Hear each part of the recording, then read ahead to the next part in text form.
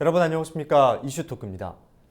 2015년 개원한 부산광역시 도시재생지원센터에서는 공동체 회복을 통한 시민들의 삶의 질 향상과 도시 경쟁력 제고에 중점을 두고 다양한 사업을 추진하고 있습니다. 부산의 도시재생 사업이 시작된 지도 어느덧 10여 년의 시간이 흘렀는데요. 성공적인 도시재생 사업을 수행하기 위한 방안과 또한 향후 부산의 도시재생 사업이 나아갈 방향에 대해서 이야기 나누겠습니다. 변강훈 도시재생지원센터 원장과 함께합니다. 안녕하십니까? 반갑습니다. 네, 반갑습니다. 인구 감소나 주거 환경이 쇠퇴하면서 이 쇠퇴한 도시를 좀 활성화시키기 위한 게 바로 도시재생 사업이잖아요. 부산은 약 10년 전부터 다양한 도시재생 사업을 추진해오고 있는데 지난 10년간의 평가를 한다면 좀 어떻게 평가하시겠습니까?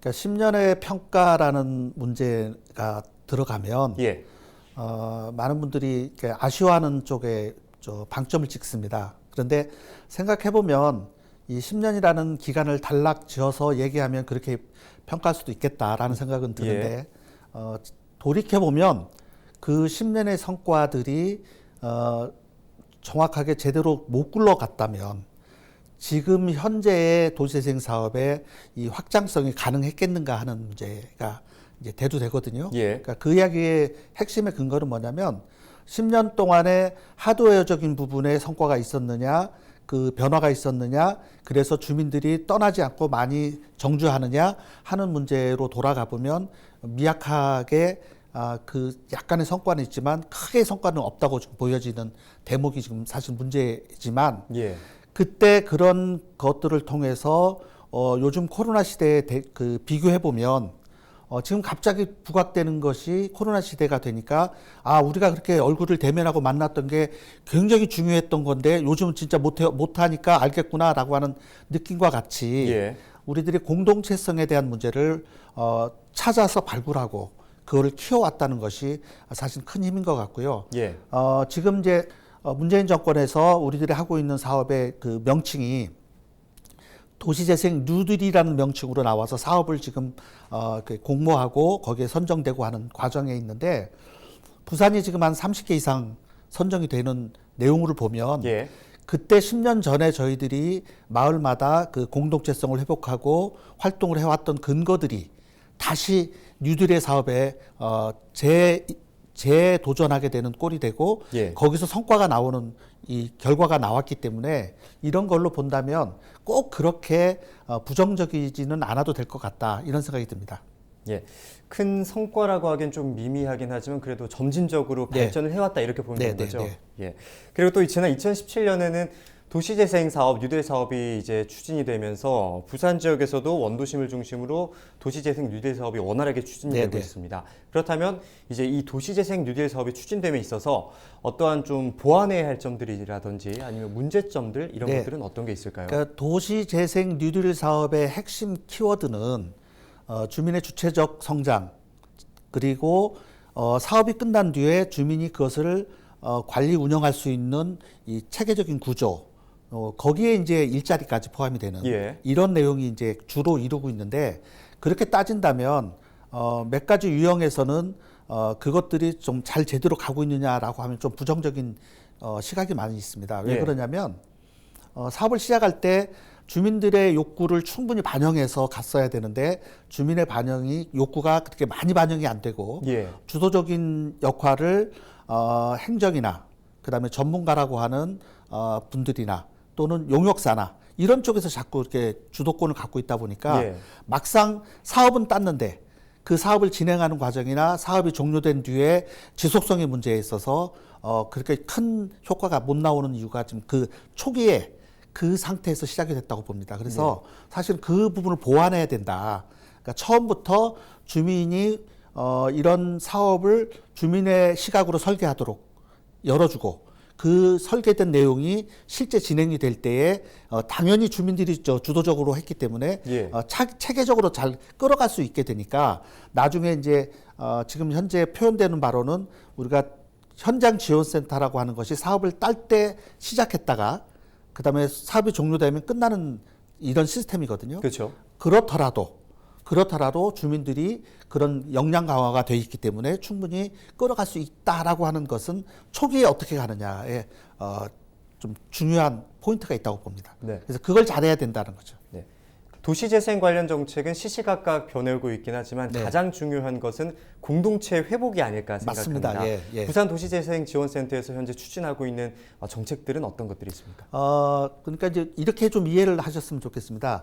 도시재생지원센터라고 하는 표현에 의하면 도시재생 사업을 주로 하는구나라고 생각하시는데 예. 저희가 시작될 때에 저희 앞에 기관이 뭐였냐면 마을 만들기 지원센터였습니다. 예. 그러니까 마을 만들기 지원센터가 해오던 일은 이 공동체 중심으로 가는 사업들이거든요. 그러니까 이 부분을 해체하고 재생지원센터로 만든 게 아니고 이것을 끌어안고 만든 겁니다. 그러니까 우리 센터 안에는 이미 공동체 그 센터의 이 사업이나 정신이 그대로 다 들어와 있는 셈이죠. 예. 그래서 저희가 가장 주안점을 두는 건 재생 사업에서도 변함없이 공동체성이 가장 강력하게 힘을 발휘할 것이다라고 하는 것이고, 네. 두 번째는 이제 그럼에도 불구하고 역시 또 재생 사업은 재생 사업대로 또 풀어가야 되는 내용이 있기 때문에 예. 마을 만들기나 공동체성과의 조금 더 차별화된 구조죠. 예. 이 부분도 당연히 진행해야 되고, 그러나 이 중에 이제 제일 가장 중요한 것은 이것들을 어떻게 지속 가능하게 끌고 갈 것인가 하는 문제죠. 그래서 이 세 개의 포인트, 공동체, 재생, 그다음에 지속 가능성, 요 세 개를 어떻게 잘 끌고 가는가, 이게 이제 센터의 역할이라고 보시면 됩니다. 네. 아무래도 주민이 주체인 만큼 주민분들께서 주도하에 이제 지역 맞춤형으로 추진되는 게 가장 네. 큰 특징인 네, 것 네. 같은데요. 이번에는 그렇다면 마을 공동체 역량 강화의 우수 사례에 대해서 한번 짚어보도록 하겠습니다. 마을 공동체 역량 강화 사업에 이제 여러 가지 유형이 있는데 예. 유형별로는 워낙 다양해서 그것들을 뭐 이렇게 세분화해서 판단할 수는 없고요. 예. 그 부산 진구의 그 13세대 그 마을에서는 그 마을 동네가 경사진 마을에 그 뭐라고 해야 되나 이제 그 골목만 가지고 있는 마을이죠. 네, 그런 마을에서 주민들이 과연 무엇을 할 것인가라고 생각을 했는데 주민들께서 그 공간에서 주민들이 활동하는 여러 가지 형태의 그 공동체성을 회복할 수 있는 사업들을 만들어냅니다. 예. 쿠키도 만들고 이런 것들을 다 이제 그 안에서 만들어내는데 그런 것들이 굉장히 어르신들이 굉장히 주도적으로 해내간 사업 중으로 하나로 보시면 되고요. 그 다음에 이제 청년들이 하는 사업으로는 우리 이제 이 해운대구에 있는 예. 우리 그 정책위 주지에 계신 청년들, 예. 청년들이 이제 지금 똑같은 보통 재생 사업에서 많이 활동을 하지 않는 걸로 느껴지지만 이쪽에서는 청년들이 계속 활동을 하면서 그걸 다 만들어갑니다. 예. 세 번째는 이 세대 간의 교류의 문제. 이제 이게 어디냐면 아미동 기찻길 카페를 중심으로 한 예. 아미맘스라는 그 주민들과 그의 자녀들이 이제는 자녀가 성장해서 자녀와 함께 부모들이 같이 하는 이런 세대를 이렇게 넘어서는 이런 그 것들이 이 공동체 역량 강화 사업에서 대체로 다 힘을 받아서 예. 그렇게 성장해 온 케이스입니다. 네. 아무래도 인구 감소나 또 고령화 사회의 진입을 앞두고 있는 만큼 청년층의 참여 또한 상당히 네. 중요할 것으로 보이는데요. 도시재생 사업에도 트렌드가 있다고 하잖아요. 네. 최근 몇 년간 도시재생을 살펴보면 유휴 공간을 문화 공간으로 바꾸는 사례가 네. 많이 늘고 있습니다. 네. 특별히 문화에다가 초점을 맞추는 이유가 있을까요? 문화는 그 어떤 사업에 앞서서 예. 사람들이 가장 접근하기 쉬운 그 분야입니다. 그래서 문화의 접근도가 크면 클수록 다음 사업들, 재생 사업이 됐든 또는 기타 다른 사업까지도 연달아 파생적으로 이게 확장될 수 있는 구조를 갖고 있기 때문에 예. 문화에 신경을 많이 씁니다. 예. 근데 특히 이제 우리 같은 경우는 이번에 이제 작년에 그 개관을 한 비콘 그라운드, 소위 고가도로 밑에 그곳에 컨테이너로 문화 공간들을 만들어서 운영하고 있는 이 공간들, 이런 것들은 굉장히 상징적인 의미가 있습니다. 다양한 문화의 영역이 그 안에 지금 들어갈 수 있고, 지금은 심지어는 어떤 역량까지 들어가냐면 마을의 여러 가지 사업들, 문제들을 풀어가는 그것조차도 이렇게 문화라는 매개로 이 안에서 모이고 해결하고 그 다음에 토론하고 숙제를 찾아내고 그래서 그걸 해결하는 직접적인 과정이 이 안에서 다 만들어진다는 거죠. 우리가 예. 생각할 때 문화는 자꾸 예술이라고 하는 개념으로 접근해서 그냥 공연을 보고 뭐 이렇게 생각하시면 그건 좀 다른 문제인 것 같습니다. 예. 또 부산 곳곳에서 도시 재생이 이루어지고 있지만 최근 가장 주목받은 곳은 아마 영도가 아닐까 그렇죠. 생각합니다. 영도입니다. 예. 핫플레이스입니다. 그렇죠. 도시 재생 사업의 성공 사례로 주목을 또 네. 받고 있잖아요. 네. 그렇다면 이처럼 도시 재생 사업에 있어서 영도가 주목을 받는 이유는 어디에 있다고 보십니까? 영도 자체가 예. 우리 원도심의 축소판이라고 보시면 되고 예. 그 다음에 거기가 이제 산업적 기반이 강하죠. 그러니까 우리가 해양 수도잖아요. 우리가 예, 그렇죠. 부산이 해양 수도에 맞는 그러니까 그 해양업, 수산업, 그 다음에 수리업, 배수리업까지 이런 것들이 다 거기 포진돼 있어서 말로 하면 부산 전체를 그냥 하나 작은 단위로 보시면 될 정도입니다. 네, 그렇기 축소판이라고 때문에- 생각하시는군요. 네, 축소판입니다. 예. 근데 거기에다가 우리가 갖고 있는 이제 삼복도로까지 다 있고, 그다음에 바다 있고, 그리고 이제 거기에 또 문화가 있죠. 그 문화가 이곳에서 굉장히 꼽히고 있는데 그 중에 이제 재밌는 것들은 그 우리가 흔히 이제 우리끼리만 아는 용어 깡깡이 마을이라고 하는 예. 배가 들어왔다 나갔다 들어오면 다시 손을 봐야 되는데 그 손을 보는 것을 우리 어머니들의 손으로 예. 이걸 깨끗하게 손질하는 구조의 이 깡깡깡 소리가 결국은 우리 그 깡깡이 마을의 이제 근본이지만 그걸 통해서 다시 한번 그 당시에 우리 부산의 초기 그 저력들을 기억을 하자. 예. 그래서 이제 깡깡이 문화마을이 되고 거기가 문화도시까지 들어오고 이렇게 예. 된 게 한 포인트고요. 예. 지금은 이제 경제기반형 그 현장지원센터를 저희가 운영하고 있는데 예. 그곳에서 이제 다시 이 배수리업을 이제 새로운 산업으로 다시 키우자. 이게 이제 지금 들어가 있는 상태입니다. 거기다가 이제 우리 삼진어묵이라는 기업이 재생과 어떻게 결합해서 그걸 만들어 가는가 하는 그런 것들도 거기서 이루어지고 지금 현재 거기에 만들어진 여러 가지 상권의 구조가 굉장히 다양한 실험들이 있죠. 예. 그다음에 봉산마을에서는 40여 채의 그 빈집을 사업으로 매입해서 그것을 필요한 용도로 바꾸는 것도 필요하지만 외지에 있는 그러니까 대한민국 전국에서 청년 활동가들이 그 곳에 와서 자기가 집을 고쳐서 자기가 필요한 사업들을 해나갈 수 있는 구조로 바꿔가는 그것까지 발생을 해서 저희가 다양성을 가지고 있는 곳이고 아시다시피 배를 만들던 창고나 공장들이나 뭐 이런 것들이 카페나 이런 걸로 다 바뀌는 지금 그렇죠. 같이 지금 성장하고 있는 것이죠. 예.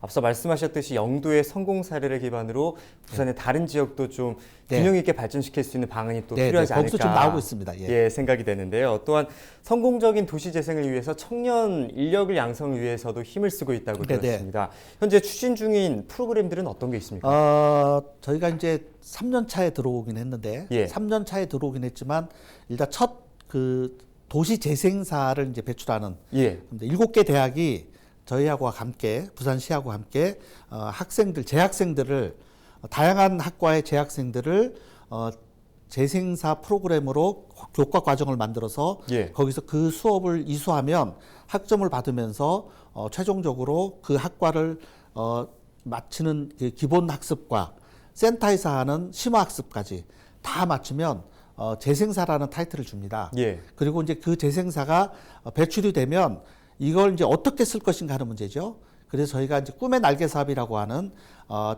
청년들을 고용할 수 있는 그 기금을 만들어서 그걸 가지고 활용해서 이 친구들을 채용하는 그래서 채용할 수 있는 기업들을 우리가 소위 재생 전문 기업이라고 해서 매년 지금 모집하고 있습니다. 예.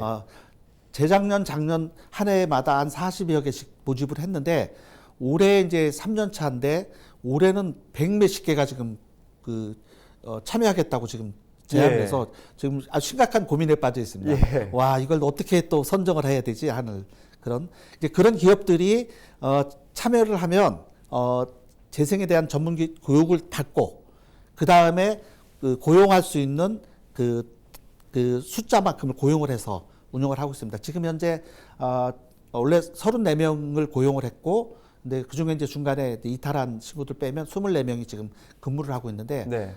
계속 이제 보충해서 저희들이 또 진행하려고 하고 있습니다. 네. 7개 대학과 협력하고 있고 또 많은 분들의 참여가 이어지고 있다 보니까 앞으로가 더 기대되는 네네. 그런 상황인데요.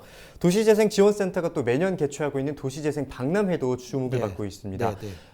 박람회를 개최하게 된 배경이나 또 네. 관련 내용에 대해서 말씀 부탁드립니다. 이게 이제 5회째인데 제가 그때는 이제 원장이 아니었고, 예, 그러니까 첫해 초대 이제 그 위원장으로 예, 네, 그때 이제 그 사업을 진행을 했습니다. 예, 그 1회 때 이제 시작을 할 때 우려를 많이 했어요. 많은 사람들이. 예, 야, 부산이라고는 도시가 재생을 앞서갔긴 했지만 무슨 박람회를 하냐라는 말을 많이 들었는데 개최하고 나서 깜짝 놀란 거죠. 예, 와, 그 저력이 있다라고 하는 얘기들. 그러니까 16개 구군이 참여하는 우리들의 그동안의 역량들이나 실적들이나 주민 공동체가 이렇게 한 번씩은 자가학습, 서로 상호학습을 좀 해야 되고 반대로 이걸 좀 보여줘서 많은 다른 지자체들이 이걸 통해서 또 서로 학습하는 구조가 좀 돼야 된다. 이게 이제 저희의 이제 시작 의도였는데 지금은 굉장히 달라졌습니다. 예. 특히 이제 코로나 때문에 작년 같은 경우는 온라인 오프라인 이 병행 구조를 했는데 그동안 오프라인에서 왔던 그 참여 인원수보다 온라인 참여 인원수가 더 많았군요. 많았습니다. 그래서 관심도가 있고 관심도만 잘 끌어주면 꼭 온라인이어서 적게 오거나 이러진 않을 것 같다는 생각이 들고 향후에는 이것이 여기서 그치지 않고 이런 저력을 가지고 저희가 해외를 좀 가야 된다라는 게 제 생각입니다. 예. 그래서 코로나 때문에 저희가 지금 진척은 못 시키고 있는데 베트남에 업무 협약하려고 막 도장 찍기 직전까지 갔다가 예. 코로나 때문에 지금 스톱돼서 예. 기다리고 있는데 어쨌든 하노이시에서는 저희가 언제든 저희와 같이 손을 잡고 예. 이런 재생의 그 노하우들을 서로 학습하고 도움받고 그래서 상호 발전할 수 있는 그런 시기가 되기를 바라고 있는데 그 모체가 저는 박람회라고 생각하시면 되겠습니다. 예, 해외 판로 개척에도 상당한 예. 노력을 기울이고 계신데 전국에서 대부분 지역에서 도시재생 사업이 이루어지고 있지만 부산형 도시재생 사업에 대한 고민도 있으실 것 같아요. 그러니까 부산형 도시재생의 저는 유형을 두 가지로 이제 생각을 하고 있는데 하나는 하드웨어적 부분. 그러니까 재생이 근본적으로 삼터를 바꾸는 문제이기 때문에 예. 그럼 삼터에 있어서 어떤 것을 고려해야 될 것인가 하는 문제입니다. 두 번째는 방식의 문제입니다. 그러니까 이걸 결국 공동체성이 이렇게 집약된 것이라고 판단한다면 공동체 성장을 어떻게 시킬 것인가 하는 문제가 제일 중요한 문제라고 봅니다. 예. 첫 번째 하드웨어의 문제는 부산이라고 하는 도시의 특징이 있어요. 다른 도시에는 있지 않는 게 있습니다. 그게 뭐냐면 우리 굴뚝 목욕탕이 상당히 많다는 거예요. 굴뚝 목욕탕이 상당히 많습니다. 예. 부산만. 예. 다른 도시 가서 목욕탕 찾기가 힘이 들어요. 근데 부산은 한 집 건너는 목욕탕과 같은 느낌을 갖고 있어요. 그렇죠. 근데 이 목욕탕이 문화 인프라가 바뀌니까 이제는 목욕탕이 자꾸 없어지는 거죠. 저는 없어져야 될 자산이 아니라고 생각합니다. 그 목욕탕은 우리의 단순한 목욕탕이 아니고 문화적 자산이라는 거죠. 삶의 자산. 그렇죠. 그곳에서 어르신들이 서로 만나고 대화하고 소통하고 했던 수많은 이야기들이 숨어 있는 곳인데 이게 갑자기 시대 바뀌었다고 없어져 버리면 결국 우리가 재생을 왜 해야 되는가 하는 문제로 다시 돌아갈 수밖에 없는 거죠. 그래서 목욕탕 같은 것들이 저는 어떻게든 뭐 새로운 시장님이 됐든 다음에 또 시장님이 됐든 누구 시장님께서는 이런 자산을 소진시키지 말고 좀 다시 살렸으면 좋겠다는 게 하나고요. 두 번째는 역량 강화입니다. 역량 강화는 냉정하게 얘기하면 공간이 중요하지만 더 중요한 건 공간을 운영하는 사람들이 더 중요하다는 거예요. 공간이 아무리 많아도 그걸 운영하는 사람의 역량이 안 되면 그 공간은 비어 있을 수밖에 없습니다. 그렇죠. 그래서 이 공간을 운영하는 우리 주민들의 역량은 계속 발전을 해야 되고 도시가 하나 새로운 건물들이 많이 들어와서 좋은 도시가 아니고 시민들의 의식이 굉장히 좋아지고 그것들을 표현하고 그것들을 구현하면서 이 즐거워하는 이런 시스템이 돌아가지 않으면 도시의 가치는 자꾸 떨어진다는 거죠. 그래서 저는 이 두 가지 문제를 한번 우리가 숙제로 좀 안고 갔으면 좋겠다 이런 생각이 듭니다. 네, 아무래도 이렇게 어려운 시기일수록 도시재생 사업의 중요성이 더 부각되지 않나 생각합니다. 네. 앞으로 더 나은 환경을 구축하는 데 힘써 주시길 바라겠습니다. 네, 고맙습니다. 오늘 도움 말씀 고맙습니다. 네.